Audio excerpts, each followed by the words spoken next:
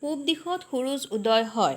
পূব means east, Suruj means sun, Uday means rises. Sun rises in the east.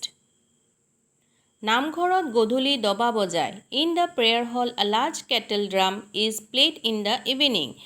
দবা means a large kettle drum. পূজা ঘৰত ধূপ ধূনা দিবা। We must light incense sticks and smoke in the temple.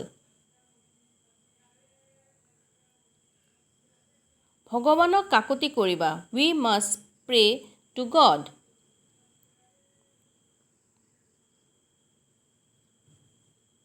ৰূপ এবিধ ধাতু। Silver is a metal.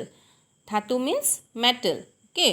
ৰূপ means silver, metal means ধাতু. ৰূপ silver is a metal. ময়ূৰ ধুনীয়া চৰাই। Peacock is a beautiful bird.